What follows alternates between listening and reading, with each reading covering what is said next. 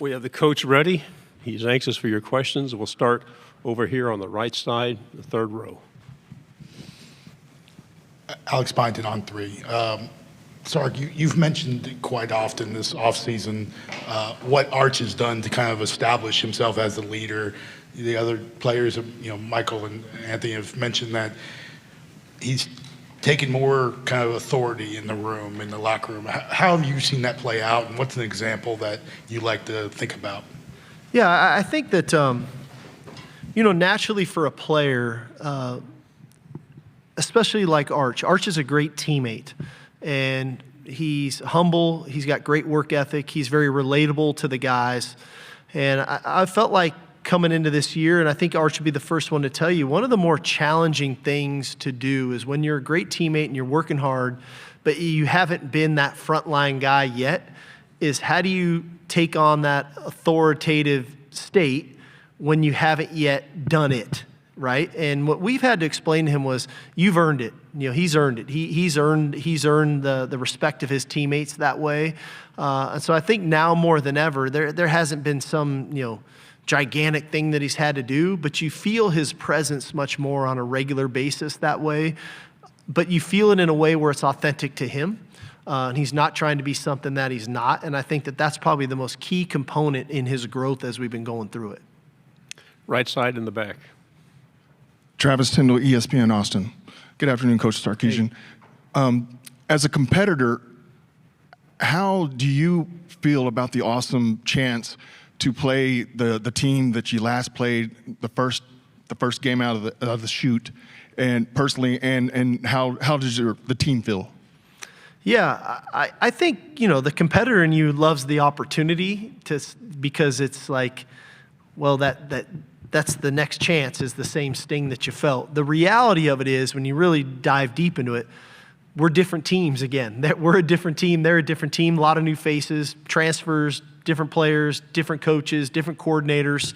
And so once you get over the emotion of being excited to play that same team again, and you drill down to the tactical part of it all, which is, man, we got a lot of work to do. This is a very talented team. They got new offensive coordinator, new defensive coordinator. We've got some new coaches that we're getting acclimated to what we're doing. We've got new faces, new players that we're going to be counting on, some transfers and things. You start to shift the focus away from the emotional side, and you start drilling into, this is going to be a good team. It's going to be a tough environment. We're going to need to play good football that day to come out on top. And so that's where our focus goes to. And I think our players in the same vein. The competitor in you is easy. Yeah, we want to go win that game. We want to go avenge the loss. But the reality is this is a whole new year and different set of circumstances obviously on the table, but obviously recognizing and respecting that this is a heck of an opponent. It's going to be a great challenge. Left side, third row. Hi, Coach. AP Stedham, AP as we see it. Coach, what did your team do well last year, and what would you like to do slightly better? Yeah, I think a couple things we did well last year was we got after the football on defense, and we got after it a variety of ways. We created turnovers in the passing game. I thought our secondary played really good football last year. We were able to get after the quarterback and get him on the ground and cause fumbles. And so that aspect of defense, we were violent, we were fast, we created turnovers. Offensively, everyone's going to want me to say we need to be better in the red area, which is true. We need to take care of the ball better on offense. We were way too loose with the ball, too many turnovers, too many times where we could have really seized games and didn't because we turned the ball over, or we put our defense in an unfortunate situation. And on the next thing is the kicking game needed to improve from where we were last year. And we made some adjustments there. That our field goal percentage wasn't where we wanted it to be. The punting game, especially early in the year, wasn't where we wanted it to be. So you try to just address those areas. You put more of an emphasis on taking care of the ball.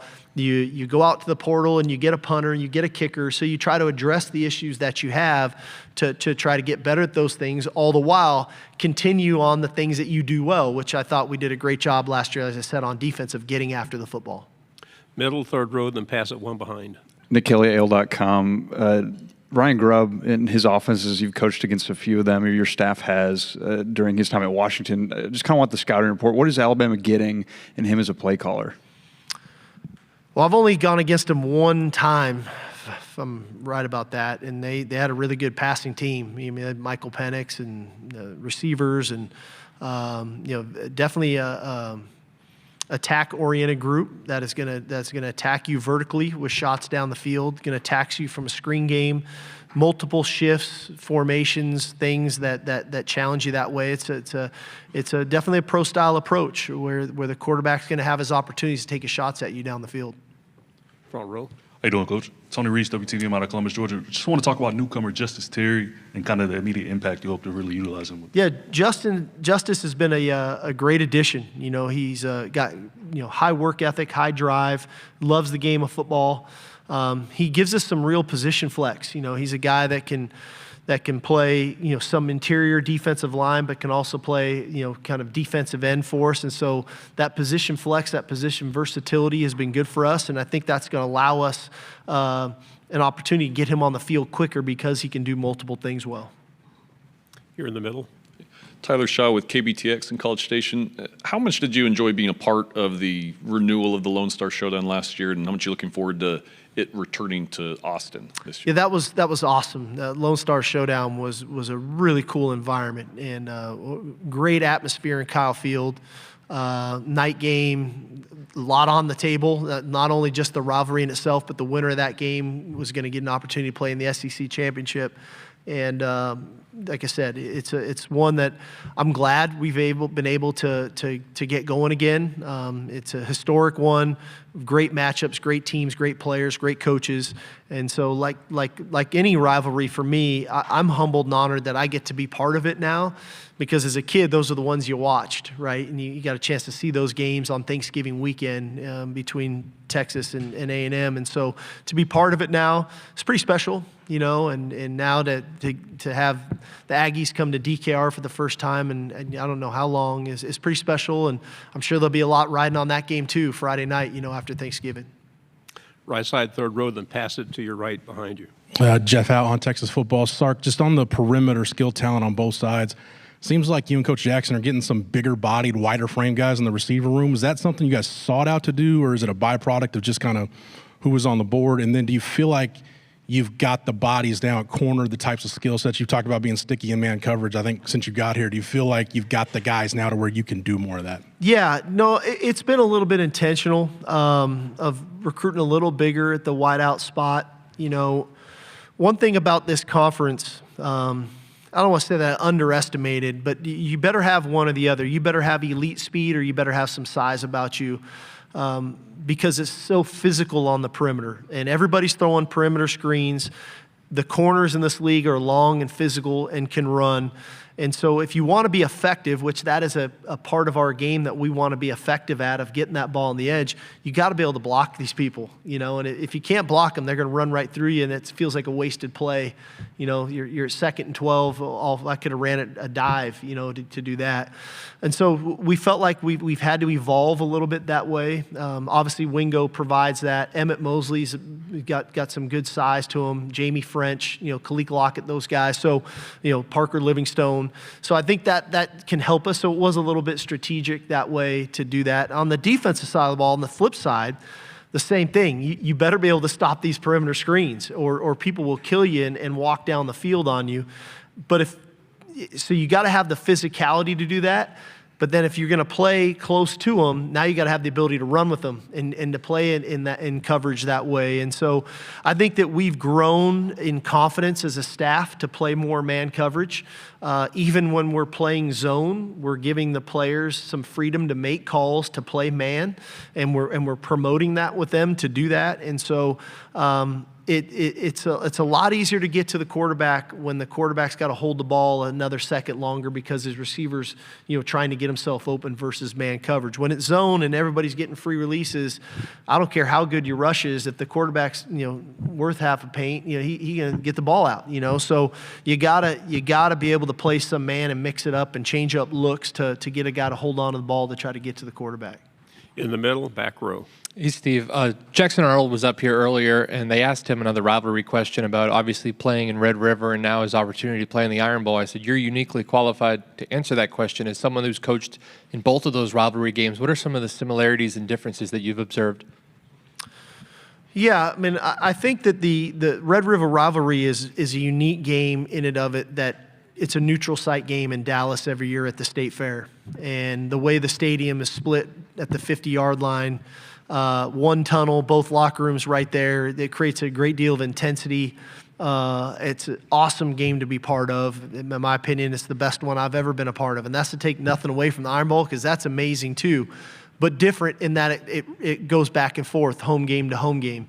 I do know when you're at Alabama and you go to Auburn, probably the toughest place to play in the country. You know, in that game in particular, as an opponent going into Jordan-Hare Stadium, it's one of the loudest things I've ever heard, and so that creates its own challenges that way too. So it's a great game. I think rivalries in college football are what make this thing so special, and the fact that, like, I've been a part of some great ones, man, and those are two of them, but I've just been fortunate that way to be part of some really cool ones. Right side, fourth row. Levon Whitaker, KXAN in Austin. Coach, I want to get your thoughts on Michael Taaffe and his tie. Did you hear about it before you seen it? Did he talk to you? And what are your thoughts on a guy like your leader doing something like this off the field to just use his platform for those that were impacted on in the Texas floods? Yeah, you know, anything Michael does never surprises me. You know, he's a very big thinker, but he's above of a very big thinker. He's a very big doer. He takes action and he follows up his words with action. And so when he committed to supporting this, it was about action. It wasn't about, you know, yeah, we're supporting it, but then there was no follow through. But that's been the story of his career with us. You know, it's been about taking action and supporting those affected by the floods in Central Texas. There's nothing that he's doing around this that is surprising to me, because that's who he is. He's a go-getter. He's an idea guy, and he's a go-getter. I mean, he takes action, and that's what he's doing again in this instance. In the middle, second row. Coach Gavin Baxley, WTXK in Montgomery. With the new changes to NIL, how has your program handled all of the different changes, but especially third-party NIL deals? Well, I think that's unique because the changes are still going on, you know, and so we tried to be forward-thinking. You know, naturally what we've tried to do is submit as many third-party NIL deals as we can to see what's getting passed and what isn't, and we're starting to get some of those things back. And so the point being, I think it's a slippery slope when you rely upon third-party NIL deals as part of a revenue share, as part of a publicity rights, or as part of a contract with a player. Because if those deals get denied, now that money's coming out of your cap. If you go over your cap, now me as the head coach, I get punished. And I don't want to be suspended. You know, they pay me pretty good money to stand on the sidelines and coach our guys. And so we have to be mindful of that. And so we're probably taking a little bit more of a conservative approach than maybe others, and that's okay. You know, everybody's going to attack this thing a little bit differently. But like I said, you know, we've got a really good roster today. And I think we're going to have a really good roster the next year. And my goal is that we're going to continue to have really good rosters for years to come. And part of that is recruiting new players. Part of that is retaining the players that we do have. Part of that is recruiting players out of the portal. But to do that, we've got to be mindful of the resources that we have available, and not overextend ourselves and to make promises and you know, writing checks that can't be cashed. Left side, second row. Hey, Coach. Bruce Marshall from WHBQ Memphis. You, Lane Kiffin, Kyle Whittingham, Andy Reid. This is a tremendous coaching tree, and I researched it more, and it just goes for pages. It all leads back to Lavelle Edwards. I don't think any coach has that sort of impact with that sort of a coaching tree. What was it when you were playing there? Could you sense, and what did you pick up from that seemed to be special that all these other coaches picked up too? You left out a great one, Mike Leach. Mike Leach? Yep. Hal Mummy. You know, there's been some great coaches. You know, I think that Coach Edwards was a little ahead of his time. And, you know, going back even in the early 80s, you know, when he had Mark Wilson when he had Jim McMahon, when he had Steve Young, Robbie Bosco. BYU was throwing the ball, before anybody was really throwing the ball. A lot of teams are still in the wishbone. And they made a decision to throw the ball. That was going to be their way to win, and that was what was going to make them different than some of the other schools. As it evolved into my time when I got there in the mid-'90s, it was still growing. And what it really grew into, that offense, a lot of great minds, moved on from there. Norm Chow, different people had moved on from there. But what came out of it was the air raid offense. And when Hal Mumme and Mike Leach left, that the air raid became the air raid when they went to Valdosta in Kentucky, and then all of that tree of the air raid coaches now became, and look at that tree from Cliff and Lincoln and all the guys that have gone on to do great things there as well. So, ton of respect for Coach Edwards. Learned a ton from him. I wouldn't be the head coach today had I not played for him.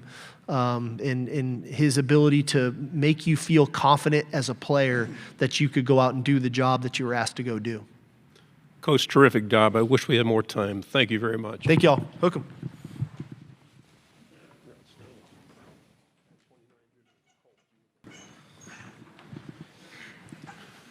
Arch is here. He's ready for questions. Let's start here in the front row. We have to lean over for this. Arch, obviously your first time at SEC Media Days. There's a lot of hype around you as a quarterback, but what do people maybe not know about you? I feel like I'm a pretty normal guy. I like to hang out with my buddies, play golf. I take football pretty seriously, but other than that, just a regular guy.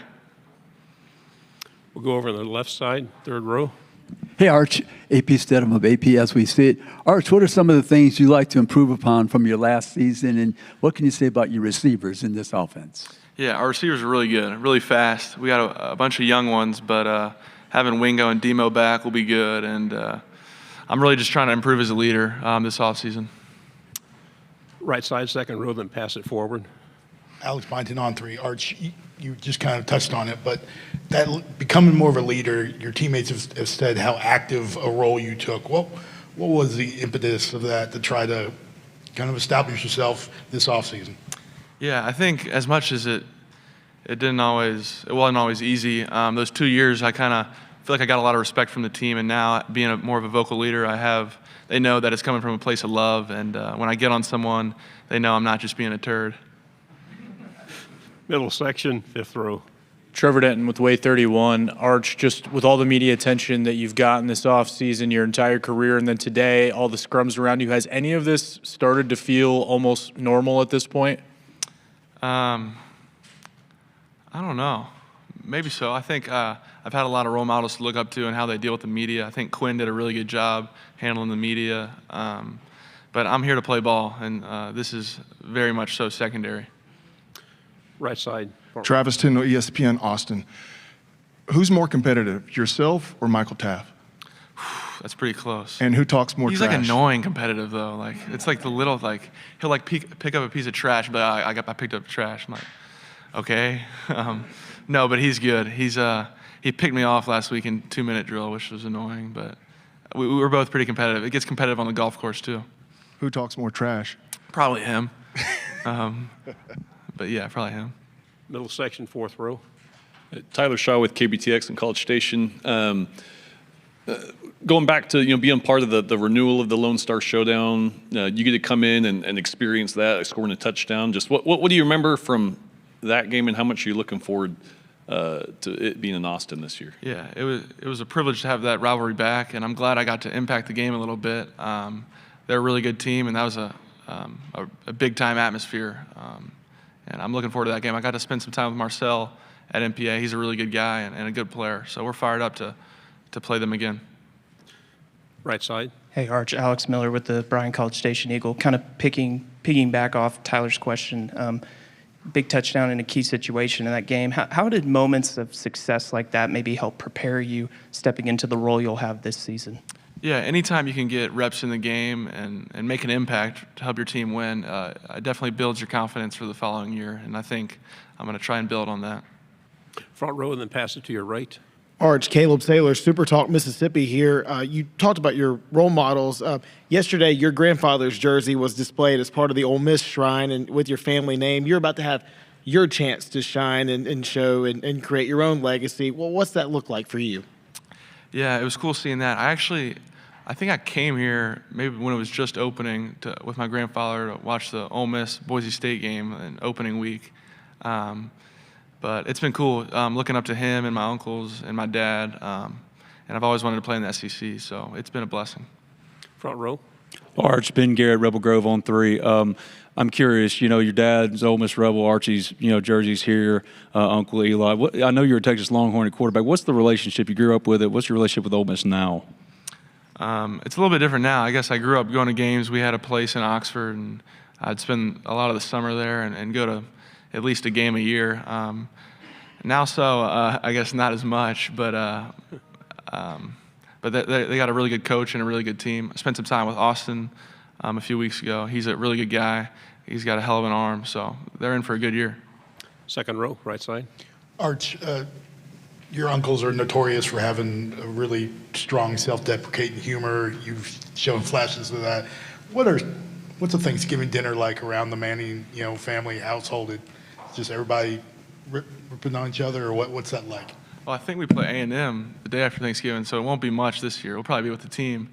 But growing up, it was fun. Watching football, it's pretty much like every other family. Watch football, eat a lot, maybe go outside, wrestle. I don't know. It was pretty basic. Nothing special. Hey, Arch. Jacques Doucet, WFB-TV in Baton Rouge. Obviously, your family name is big everywhere, but in Louisiana, it's very big. You're playing for Texas now, but do you feel like you're also representing Louisiana? What does Louisiana mean to you moving forward, even though you're playing in the state of Texas? Yeah, I try to bring as much New Orleans style to Texas. I learned a lot growing up in New Orleans. Been around a lot of good players. We have some other guys from the state of Louisiana with me at Texas, so it's been fun. And going back every year to Thibodeau, just the New Orleans culture and Louisiana culture is second to none. So it's always fun going back. We'll go here in the middle, fourth row. Gavin Baxley, ESPN, the ticket out of Montgomery. Arch, obviously you played a lot with Quinn Ewers last year. Now that you'll be the starter, has he given you any advice? What have you taken away from Quinn? Yeah, I learned so much from Quinn in my 2 years behind him. I think he handled it like a pro. It's definitely not easy having me as the backup with all the media, but he's always been nice to me and good to me, and I'm forever grateful for him. And I actually texted him the other week for advice on 2 minute, what kind of plays he liked to start with. Go in the back row in the middle. Hey, Arch. Kyle Wood, Athlon Sports. You said you've always wanted to play in the SEC. How has Texas been able to transition so well successfully in the SEC in 2 years, or in first year? I think that's a credit to Coach Sark and the way he's recruited and built the program. We got a bunch of good players and follow his lead, and so this is a big-time conference, and it's tough each week, but I think we've done a pretty good job, and I'm hoping to carry that forward. Do you think your mobility caught anybody by surprise last year? You can really move. Yeah, my dad was pretty fast, and my mom was fast too. I think she's competitive, so I try to mix it up a little bit when I can. Go here in the front row. Hey, Arch, Chip Brown with Horns 24/7 and Texas Sports Unfiltered. What's the hardest thing you've had to deal with, in your time at Texas and this offseason?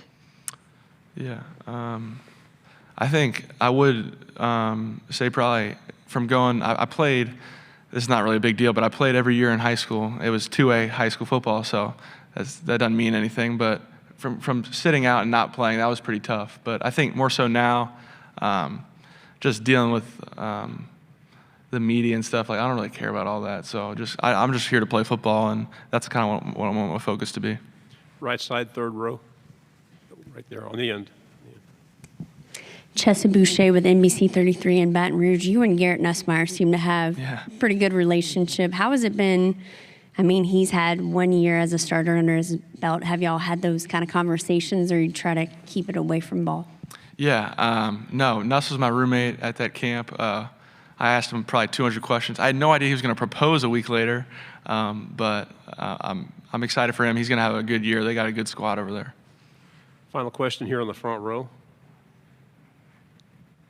Michael Bronner, WNSP in Mobile. You talked about how hard it was not to play those first couple of years. Obviously, we're in a different era of college sports where it's a super common thing to, okay, if I'm not playing right away, I'm just going to go find somewhere I can play. Did that idea ever creep in? I have no doubt that you had offers to do that, but was there ever any sort of consideration to do something like that?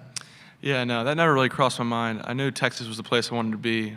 It was the city I wanted to be in with a great education, and I had friends there, and I was still developing and growing as a football player and as a person, so I never really wanted to leave.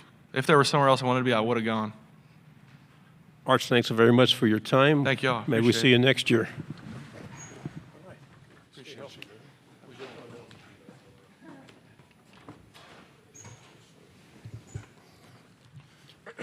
Okay, we welcome Anthony to our podium here. He's ready for your questions. We'll start over on the left side.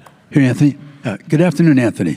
AP Stedham of AP as we see it. Yeah. Anthony, what is the most complicated offense you've played against? Not the best skilled players, but the most complicated offense. Like in the SEC or just by far my timing? Both. Do both. I feel like the most complicated offense I played was Kansas my freshman year. They had ran a lot of like the triple option stuff, and it was pretty difficult. Then, other than that, I would have to say the let me think about this. I would have to say that Georgia offense, they did a good mix of running and passing the ball with complex concepts, and it was a really fun game to play, and I'm looking forward to playing them next year. Right side, second row. Alex Byington on 3. Anthony, what makes Colin Simmons so unique, special, and was there a moment you kind of knew he was a guy that could make an impact early? Yeah, from the first day of the spring ball when he came in, I knew something was going to be different about him. Just the way he can get off the football and do different stuff, the way he can bend and all that, I knew he was going to be special from one of the first couple of practices. So it's an honor to play with him, and he's going to have a great year this year. We'll go on the left side, third row. Anthony, Tyler Shaw with KBTX and College Station. What do you remember from that Texas A&M game last year, and how much are you looking forward to that rivalry at home in Austin now? I remember as a crowd. Like the crowd was kind of crazy. It was a fun game to play for the crowd and the media. And then I remember the quarterback making some elite runs and stepping up in the pocket and making a couple good throws. So that's definitely something I know he's going to improve on going into another year. So I'm looking forward to seeing them and Ruben Owens out there. Man, I can't wait to compete against him this year.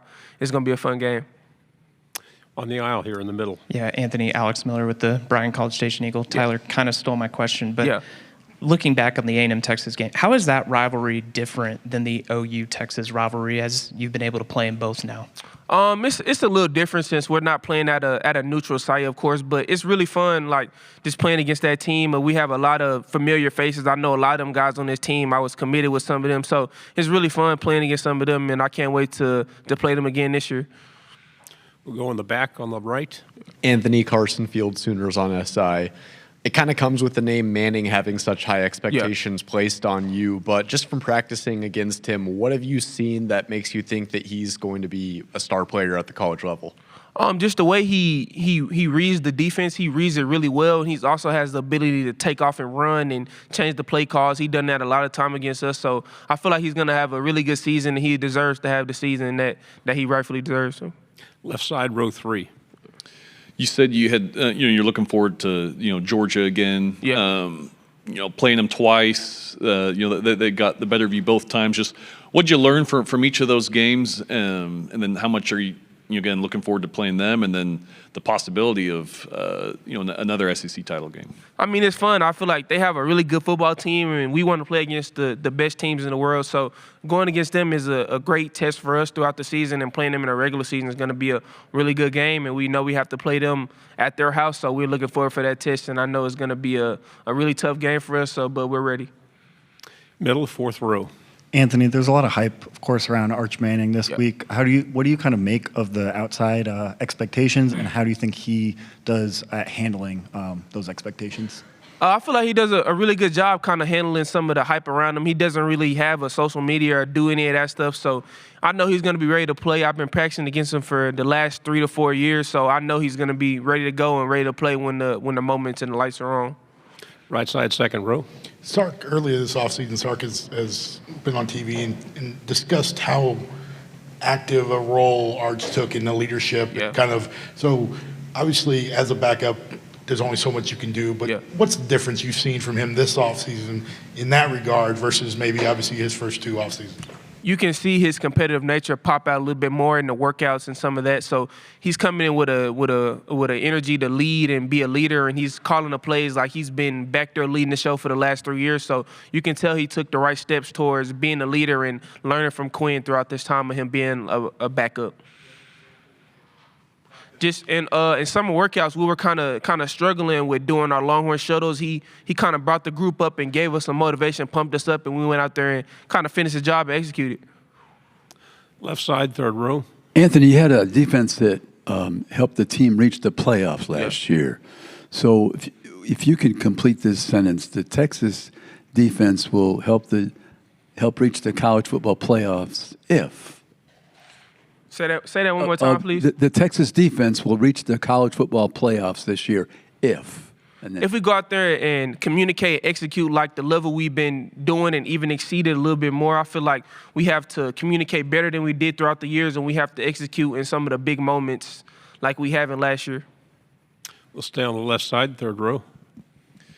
You guys talk about kind of expectations surrounding this team. Obviously, a lot of noise on the outside, but internally, what do you guys kind of focus on at this point, knowing you want to get back to where you were and better? Yeah, we kind of just focus on just keeping everything day by day. We going through the summer workouts right now, so we're just going to focus on that. When we get to fall camp, we're going to focus on that. Then when we get to season prep, we're going to kind of focus on that. So we want to just take everything day by day and figure out things as they go. But we want to execute and do our job. Going to go in the middle on the third row. I know you're on the defense, but when Arch came in some of those situational moments, like when he scored the touchdown against A&M, how did him having success in those moments maybe prepare him to step into this starting role now? Getting a little bit of action, of course, kind of gets you ready for the game, but it's nothing like being back there for every single play. So I feel like some of them games where Quinn was kind of hurt and he played every single moment, kind of got him ready, got him a little taste for playing some of the bigger games. Does the SEC feel like home, or is it still kind of a new home for Texas? The SEC, I wouldn't say it feels like home. This is just our second season, but we're going to go out there and just play our best and execute. We know we have some tough away games and home games this year, so we're just going to go out there and kind of just try to execute, do our job. Right side, second row. Obviously, given his last name and the notoriety of being a #1 recruit and all that, what's something about Arch that most people probably don't know that's kind of something that only really his teammates, coaches, maybe his family understands about him? I feel like a lot of people don't know how fast he is. Like when he gets out the pocket, a lot of people aren't going to catch him. He really can run. He really could go. We'll go in here in the middle, in the fourth row. As a player, how do you sort of view momentum game to game, week to week? Last season ended how it did, but how do you kind of carry over the positive momentum that you guys had at points last season into a new year? Yeah, like it's our job as leaders to kind of carry the momentum and kind of push some of the younger guys and make sure they have the confidence to go out there and go play when they have to go step up in the moment. So we kind of just want to take the young guys, get them in the film room to make sure they have the momentum and the confidence to be able to go play. Do we have any final questions? We'll go here on the right side. Travis Tyndall, ESPN Austin. Anthony, can you tell me your feelings and the team's feelings on being able to face Ohio State after just playing them their last game? I mean, it was a tough loss, but that was last season. We have a whole new team, so we just want to go out there and be 1-0 next year, and that's all we're going to focus on, just being 1-0, and then we're going to handle everything else when the time comes. Anything else? Thank you very much. Stay healthy and good luck. Thank you. Good job. Here we go. All right. We want to welcome Michael up here to the podium, our second Texas Longhorn. We'll start over here with questions on the left side of the room. Good afternoon, Michael. Good afternoon. AP Stedham, AP as we see it. Michael, what's the biggest challenge for the Texas secondary this year, and what are the differences you noticed between the two leagues? Yeah, great question. The first answer, how are we going to handle success? So we obviously had a lot of success. We had the Thorpe Award winner in our back end. We had a second-round draft pick in our back end. Then we had a couple guys returning. So how are we going to handle success? And are we going to be complacent with that success, or are we going to raise the bar and raise the standard? And what I'm always trying to do is I'm trying to raise the standard and understand that there's a bar, and we got to reset that every single year to keep chasing greatness. Because at the end of the day, if you want your name to be remembered, you got to keep going and keep doing more. And remind me your second question. Oh, the leagues. The second question is, it's different, right? It's a lot different. There's different speeds, there's different atmospheres, there's different weather. But I know in the SEC, what I can tell you about the SEC is you have to be physically prepared every single game. Your body has to be prepared every single game, and there's no game where you can take it lightly. Right side, fourth row. Alex Byington on 3. Michael, Stark has said a few times this offseason how Arch is taking on more leadership responsibilities, kind of taking that role by the horns, so to speak. Yeah. Just how have you seen that, and is there an example where you came away maybe impressed of where he's making those strides? Yeah, Arch is obviously one of my best friends. I was his host when he was a recruit here on his OV, and ever since then we hit it off. And I think the one thing that I respected about him is he would look like an average Joe if you were walking across the halls, besides that he looks exactly like his uncles and his granddad. But he's just such a down-to-earth guy. And how he leads is he gets respect of the locker room. And it's not always the rah-rah guy. You can be a leader so many different ways, but how he leads is he makes a personal relationship with every guy in the locker room and tries to get respect from them. So that's leading by example. That's leading with intention by, sitting with different people at lunch. That's going out of his way to show people, hey, it's nice and it's good to go thank people for holding the doors, or thank people for cleaning up our locker room. And so he leads by example, and he tries to set a standard for the guys, which is really cool. What's the most common question you get about him? I'm sure you get a ton of them. That is a great question. The most common question I get about Arch is, oh man, that's a good question. It's usually more generic. It's like, how's Arch looking? Is Arch the real deal? That's probably the biggest question I get about, is Arch Manning the real deal? And my answer always to that is, just let his film do all the talking. Left side on the end.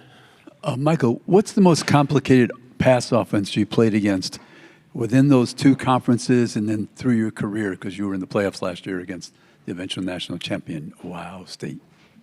Yeah, every offense that I've gone against has given me some type of trouble, has given me some type of misdirection, some type of scheme. And I think that's a respect to our defense, because they do stuff on film that's different than what they've seen, what they've shown, right? And so I think that's a respect to our defense, because we give them something that they've clearly never seen. But probably the hardest, offense that I've gone against is Washington. When Michael Penix was there, Roma Dunze was there, Joan Polk was there. There was guys, Kellen DeBoer, Coach DeBoer was the head coach there. And so that was probably the game that was toughest for me. Right side, third row. Alex Miller with the Bryan College Station Eagle. What did playing in the A&M Texas game mean for you last year, and where did that interception you had in that game maybe rank among your favorite football moments? Top moment of my life, hands down.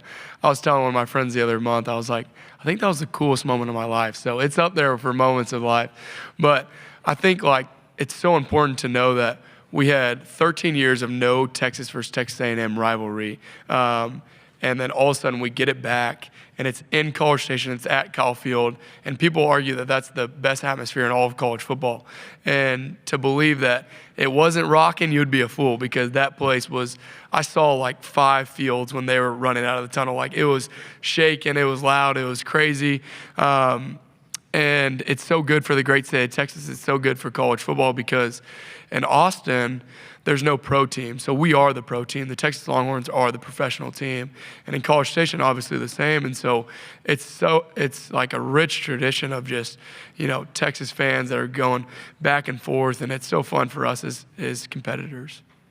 Fourth row, the middle. Tyler Shaw with KBTX in College Station, kind of piggybacking off that. You said it was the best, moment in your life. How much are you looking forward to this year, that game, being in Austin? Yeah, for sure, because I know that they got a taste of being able to, scream for their fans. So the proud and few, the brave Longhorns that went to that stadium, I don't know how they did it, but I'm happy for them that they get to get a sea of burnt orange this next time that we go around. And it's such a fun game. It brings out so much competitive nature out of you. It brings out so much rich tradition and history and rivalry. And that's what college football is all about, is those rivalry games like Texas versus Texas A&M. And Marcel Reed, heck of a player. The guys that they've got on offense, heck of players. So I'm excited. And then do you mind explaining a little bit about your tie? And Yeah, for sure. So my tie, the Texas floods happened this past week, and Camp Mystic is a girls' church camp that was impacted pretty seriously. And so all these initials are all the victims at Camp Mystic that lost their lives in the tragic flooding this past weekend. So it's all the daughters, the 8-year-old girls that passed away in the cabins, and then their 2 counselors who gave their lives being heroes trying to save those daughters and those girls, and then the campus or the camp director who went back into the floods to try to save those girls' lives. So I wanted to remember those victims because they deserve a light like this. What they did, they should be heroes. They should be remembered. Right side, fourth row. This is going to be a difficult transition. But you mentioned your relationship with Arch, and a lot has been made about your friendship with Cade, growing up and things like that in high school and stuff. Yeah. So those are 2 of the top Heisman favorites going into the season. I'm not asking you to make a pick if you had a vote, but what do you make about their cases for that award this year? What are they going to have to do to maybe put one over on top of the other? Yeah, well, obviously this quarterback class is so talented this year. All the quarterbacks in the SEC are really talented alone, but bringing in guys like Cade Klubnik, it makes this roster, this class of quarterbacks so unique, so competitive, a lot of juice. But the similarities that Arch and Cade have is they know how to take over a team. And they know that the team embodies their personality. And so both of them walk on the field, and it's like, all right, it's game time every single time they step on the field. And that's why I respect, both of those guys, because they have that sense of competitiveness that it's like, all right, nobody can stop me. It's really inspiring. Left side, third row. Michael, you played against Ohio State last year and Jeremiah Smith. What were your impressions of him, and how does he rank maybe in the athletes you've competed against? I can't even rank him yet because I got to play him again. But what he does on that football field, it doesn't seem like a real human's doing that, because he's just so unique. He's inspirational and all the talent, and he's still only 19 years old. And so it's going to be really fun going against him because he's a freak of nature. I've watched a lot of his routes, almost all of them, dang near from last year, and seeing how he gets in and out of breaks, seeing how he runs full speed, seeing how he stacks DBs, and then obviously the best thing about him and one of his attributes is going up and getting the football. So you can put 3 DBs on him, but if you give it up in the air, he's going to go get it, which is really, really cool. Final question over here on the right. Ask Anthony this, but when did you know Colin Simmons was going to be special, and what is one eye pop moment for you? You're just kind of like, wow. The second that he stepped on campus, I knew Colin Simmons was going to be a guy. He's one of those guys where coming in that he's a 3-year and out first round type of guy, and I don't want to put too much pressure on him, but I know that's his expectation for himself. One of the plays was, he wears this long towel in practice. It's one of like a a shower towel. And I'm like, oh, what is this guy doing? And all of a sudden he runs up with the ones already, one of the first weeks he's out here, and said, "Hut." A second later, he's getting back to the quarterback, and he's giving our left and right tackles, a heck of a day. So it's definitely easier to play DB playing man coverage when you got him going after the quarterback. Yeah.